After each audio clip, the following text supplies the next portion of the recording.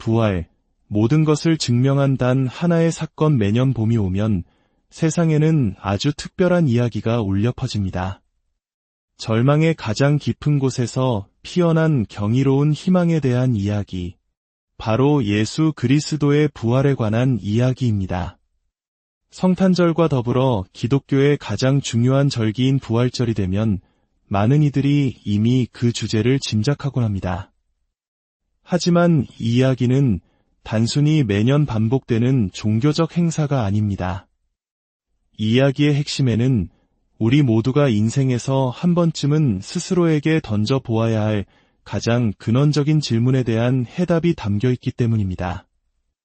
이 깊고 의미 있는 여정을 시작하기에 앞서 잠시 여러분의 마음을 모아주시면 감사하겠습니다. 만일 오늘 나누는 이 이야기가 여러분의 마음에 작은 울림이라도 준다면 좋아요와 구독으로 그 마음을 표현해 주십시오. 여러분의 그 작은 행동 하나하나가 이 희망의 메시지를 더 많은 이들에게 전하는 귀한 씨앗이 됩니다. 이 말씀을 듣는 모든 분들의 삶에 하나님의 크신 은혜와 평강이 함께 하시기를 기도합니다. 자, 이제 그 질문으로 돌아가 보겠습니다. 우리 모두가 인생의 어느 시점에서 반드시 마주해야 할 질문, 그것은 바로 예수, 그는 누구인가? 입니다. 그리고 예수님의 부활은 바로 이 질문에 대한 가장 명확하고도 강력한 대답입니다. 1세기의 제자들이 예수님을 단순한 랍비나 선지자가 아닌 유대인이 오랫동안 기다려온 메시아이자 하나님의 아들, 즉 인간의 몸을 입고 오신 하나님 자신이라고 확신하게 된 결정적 계기는 바로 부활이었습니다. 그들을 설득한 것은 예수님의 위대한 가르침만이 아니었습니다. 심지어 그들이 목격했던 놀라운 기적들만으로도 부족했습니다. 오직 죽음을 이기고 다시 살아나신 부활이라는 사건만이 그들의 모든 의심을 확신으로 바꾸어 놓았습니다. 그리고 그 부활의 능력은 2000년이 지난 오늘날까지도 수많은 사람들의 삶을 변화시키고 있습니다. 하지만 여기서 우리가 분명히 짚고 넘어가야 할 점이 있습니다. 우리는 단순히 성경에 그렇게 쓰여 있기 때문에 예수님의 부활을 믿는 것이 아닙니다. 우리의 믿음은 그보다 훨씬 더 견고하고 실제적인 증거 위에 세워져 있습니다. 우리가 예수님의 부활을 믿는 이유는 1세기의 세리였던 마태가 예수님의 생애와 부활을 직접 목격하고 그 모든 것을 상세히 기록했기 때문입니다. 우리가 믿는 이유는 베드로의 가장 가까운 친구였던 마가가 베드로로부터 생생한 증언을 전해 듣고 그의 증언이 진실임을 확신하며 마가복음을 기록했기 때문입니다. 우리가 믿는 이유는 의사이자 역사가였던 누가라는 인물이 사도 바울과 함께 유대와 온 세상을 여행하며 부활하신 예수님을 만났다고 증언하는 수많은 사람들을 직접 만나 인터뷰하고 철저한 조사를 거쳐 그 모든 사실들을 누가복음이라는 역사서로 남겼기 때문입니다. 그는 자신의 책 서두에 이렇게 썼습니다. 존경하는 데오빌로 각하여, 우리 중에 이루어진 사실에 대하여 처음부터 목격자와 말씀에 일꾼된 자들이 전하여 준 그대로 내력을 저술하려고 붓을 든 사람이 많은지라 저도 모든 일을 근원부터 자세히 미루어 살핀나도 차례대로 써보내는 것이 좋은 줄 알았노니 우리가 믿는 이유는 예수님의 수제자였던 베드로가 초대교회에 보낸 2통의 편지에서 예수님께서 죽음에서 부활하셨음을 힘주어 선포했기 때문입니다. 그리고 제가 개인적으로 가장 강력한 증거라고 생각하는 이유가 있습니다. 우리가 믿는 이유는 바로 예수님의 친동생이었던 야고보가 자신의 형을 주님으로 고백했기 때문입니다. 여러분, 한번 상상해 보십시오. 여러분의 친형제가 어느 날 자신을 주님이라고 경배의 대상이라고 선언한다면 그 말을 믿으실 수 있겠습니까? 어떤 기적을 보여주어야만 그것이 가능할까요? 야고보는 예수님께서 살아생전 사역하실 때만 해도 그를 믿지 않았습니다. 형의 설교에도 그가 행하신다는 기적에도 감명받지 않았습니다. 어쩌면 가족으로서의 인간적인 시선이 더 컸을지도 모릅니다. 하지만 그런 그가 십자가에서 처참하게 죽었던 그의 형이 부활한 후 예루살렘 교회의 가장 중요한 지도자가 되었습니다. 그리고 그는 끝까지 나의 형, 십자가에 못 박혔다가 부활하신 그분이야말로 나의 주님이시라 라는 믿음을 굽히지 않다가 결국 돌에 맞아 순교했습니다. 친형의 부활을 목격하지 않고서는 도저히 설명할 수 없는 변화입니다. 또한 교회를 없애버리려 했던 박해자 사울이 부활하신 예수님을 만난 뒤 사도 바울이 되어 자신의 온 생애를 바쳐 복음을 전파했던 그 극적인 회심 역시 부활에 살아있는 증거입니다.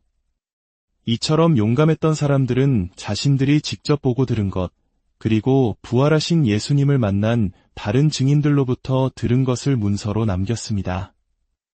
이 소중한 기록들은 오랜 세월 동안 수집되고 보호되고 마침내 한 권의 책으로 엮여 우리에게 성경이라는 이름으로 전해졌습니다.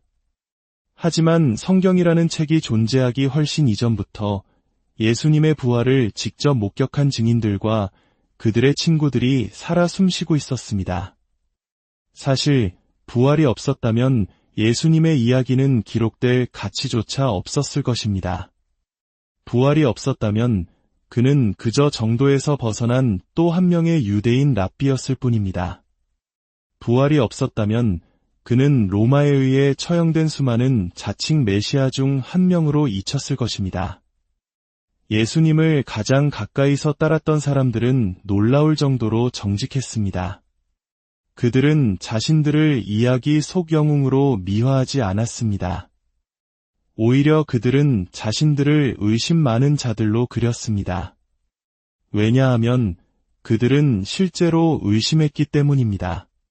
그들은 예수님 또한 다른 모든 죽은 사람들처럼 그저 죽은 상태로 머물러 있을 것이라 생각했습니다. 죽은 사람은 다시 살아나지 않는다는 것이 세상의 상식이었으니까요. 부활절 아침, 무덤 밖에서 누구도 카운트다운을 외치지 않았습니다. 10, 9, 8. 아무도 그런 기대를 하지 않았습니다. 예수님을 사랑하고 헌신했던 모든 이들은 자신들이 속았다고 그가 스스로 주장했던 그런 분이 아니었다고 결론 내렸습니다. 절망과 슬픔만이 그들을 지배하고 있었습니다. 예수님의 제자 중 한 명이자 십자가의 현장과 부활의 아침을 모두 목격한 사람이 있습니다. 바로 요한입니다. 그는 훗날 노인이 되어 자신이 겪었던 그 모든 일을 기록으로 남겼습니다. 그러나 요한 역시 다른 제자들과 마찬가지로 예수님의 십자가 처형도 부활도 전혀 예상하지 못했습니다. 그가 기대했던 것은 무엇이었을까요? 바로 왕이었습니다. 요한은 기록합니다. 예수님께서 예루살렘에서 불과 몇 킬로미터 떨어진 곳에서 죽은 나사로를 살리셨을 때 백성들의 지지는 최고조에 달했습니다. 이는 마치 우리 민족이 일제강점기 시절 독립을 이끌어줄 영웅을 간절히 바랐던 것처럼 당시 유대인들은 로마의 압제에서 자신들을 해방시켜줄 강력한 정치적 메시아를 갈망하고 있었습니다. 그리고 많은 이들이 예수님을 바로 그 메시아, 자신들의 왕이 될 분이라고 믿었습니다. 엄청난 군중의 환호를 받으며 예수님은 유월절을 지키기 위해 예루살렘으로 입성하셨습니다. 그분의 인기가 높아질수록 종교 지도자들의 위기감은 커져만 갔습니다. 그들은 이대로 두면 온 세상이 예수를 따를 것이라며 두려워했습니다. 마침내 그들은 유다의 배신을 통해 예수님을 군중과 떼어놓고 체포할 기회를 잡습니다. 체포되신 예수님은 밤새 거짓 고발과 구타를 당하셨고 로마 총독 빌라도에게 넘겨졌습니다. 빌라도는 예수에게서 죽을 죄를 찾지 못했지만 군중의 압력에 못 이겨 그를 채찍질하고 십자가에 못 박도록 내어줍니다. 그리고 노년의 요한은 젊은 시절의 그 끔찍했던 날을 회상하며 이렇게 기록합니다. 그때의 군인들이 예수를 맡으니라. 예수께서 자기의 십자가를 지시고 해골이라 하는 곳에 나가시니 그들이 거기서 예수를 십자가에 못 박을세. 십자가형이 얼마나 잔인하고 모욕적인 처형 방식이었는지는 당시 사람이라면 누구나 알고 있었기에 요한은 자세한 묘사를 생략합니다. 그는 십자가 위에서 예수님이 하신 마지막 말, 다 이루었다라는 말씀을 자신의 귀로 똑똑히 들었다고 증언합니다. 그리고 예수께서 머리를 숙이시고 영혼이 떠나가시는 것을 자신의 눈으로 직접 보았다고 기록합니다. 바로 그 순간 요한은 잠시 이야기를 멈추고 마치 시간과 공간을 뛰어넘어 오늘을 사는 우리를 향해 직접 말하는 듯한 아주 중요한 말을 덧붙입니다. 이를 본 자가 증언하였으니 그 증언이 참이라. 그가 자기의 말하는 것이 참인 줄 알고 너희로도 믿게 하려 함이니라. 마치 요한이 2000년의 세월을 건너와 우리의 어깨를 붙잡고 눈을 맞추며 말하는 것 같습니다. 내 증언은 진실입니다. 내가 이 모든 것을 기록하는 이유는 그 자리에 없었던 당신 또한 나처럼 믿게 하기 위함입니다. 하지만 우리는 이렇게 반문할지도 모릅니다. 요한, 그 이야기까지는 믿기 어렵지 않네요.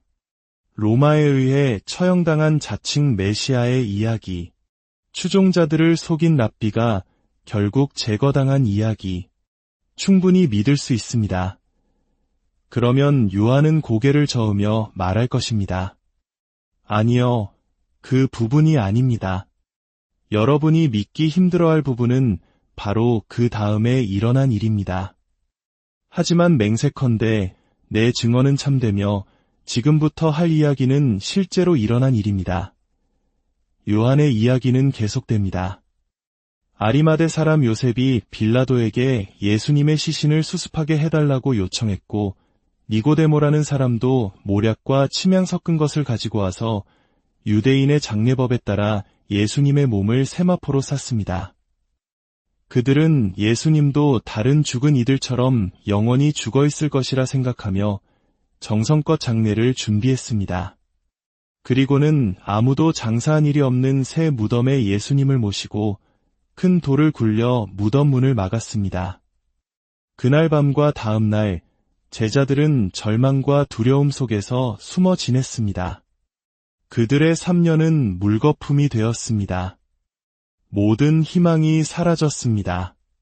그러던 주일 이른 아침 누군가 다급하게 문을 두드렸습니다. 문을 열자 거기에는 눈물범벅이 된 막달라 마리아가 서 있었습니다.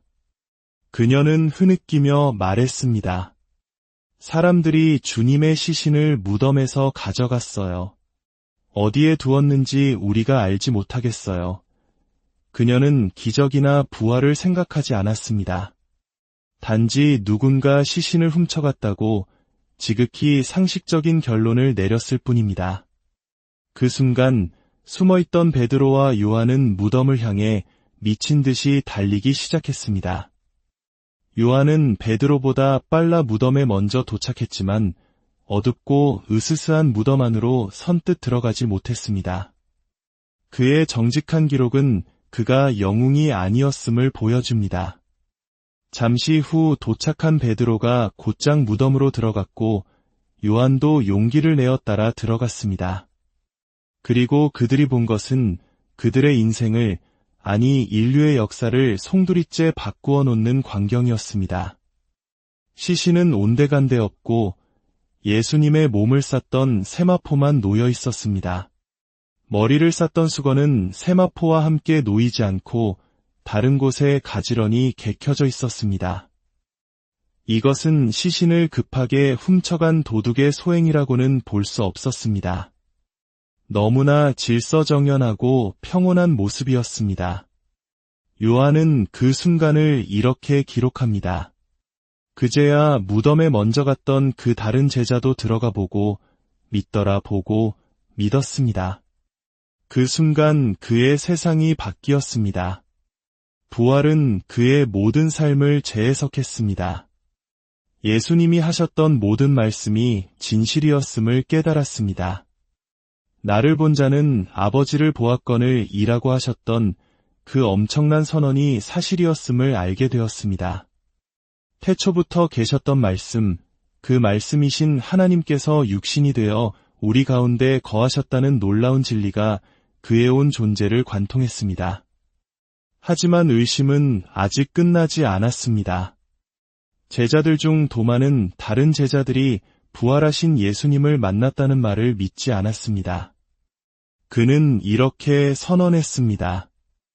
내가 그의 손에 못자국을 보며 내 손가락을 그 못자국에 넣으며 내 손을 그 옆구리에 넣어보지 않고는 믿지 아니하겠노라. 그의 의심은 합리적이었습니다. 헛된 유령을 좇으며 남은 인생을 허비하고 싶지 않았던 것입니다. 여드레가 지나 제자들이 다시 모여 있을 때 문이 굳게 닫혀 있었음에도 예수님께서 그들 가운데 나타나셨습니다. 그리고 도마를 보시며 말씀하셨습니다. 내 손가락을 이리 내밀어 내 손을 보고 내 손을 내밀어 내 옆구리에 넣어보라. 그리하여 믿음 없는 자가 되지 말고 믿는 자가 되라. 그 순간 도마의 모든 의심은 눈 녹듯 사라졌습니다. 그는 무릎 꿇으며 고백했습니다. 나의 주님이시여, 나의 하나님이시니이다. 그때 예수님께서 말씀하셨습니다. 너는 나를 본고로 믿느냐? 그리고 이어진 그분의 말씀은 2000년 후에 우리를 향한 직접적인 메시지였습니다. 보지 못하고 믿는 자들은 복되도다. 그렇습니다. 이 말씀은 바로 당신과 저를 위한 것입니다. 우리는 예수님을 직접 보지 못했습니다. 그러나 우리는 그를 목격한 이들의 진실한 증언을 가지고 있습니다. 요한은 자신의 기록을 마치며 이렇게 말합니다. 예수께서 제자들 앞에서 이 책에 기록되지 아니한 다른 표적도 많이 행하셨으나 오직 이것을 기록함은 너희로 예수께서 하나님의 아들 그리스도이심을 믿게 하려 함이요 또 너희로 믿고 그 이름을 힘입어 생명을 얻게 하려 함이니라. 요한의 초대는 간단합니다. 첫째, 자신의 증언이 사실이라는 것을 믿으라는 것입니다. 둘째, 그 사실에 근거하여 예수 그리스도 안에 있는 영원한 생명을 얻기 위해 그분을 개인적으로 신뢰하라는 것입니다. 부활절의 이야기는 단순히 과거의 사건이 아닙니다. 그것은 오늘 우리의 삶에 살아있는 능력입니다. 무덤에 묻혔던 그 몸이 다시 숨쉬기 시작했던 그 아침, 죽음의 권세는 영원히 깨어졌습니다. 침묵을 깨고 포효하는 사자처럼 예수님은 선포하셨습니다. 이제 무덤은 더 이상 우리를 주장할 수 없다고. 하나님이 세상을 이처럼 사랑하사 독생자를 주셨으니 이는 그를 믿는 자마다 멸망하지 않고 영생을 얻게 하려 하심이라. 이것이 예수님께서 요한에게 주신 초대이며 하늘 아버지께서 우리 모두에게 주시는 초대입니다. 부디 이 부활의 계절에 요한의 증언에 근거하여 예수님이 누구이신지 믿으시고 더 나아가 그분을 당신의 구원자와 주님으로 신뢰하는 결단이 있기를 바랍니다. 그리하여 죽음을 이기신 그 생명의 능력이 오늘 당신의 삶 속에서 역사하기를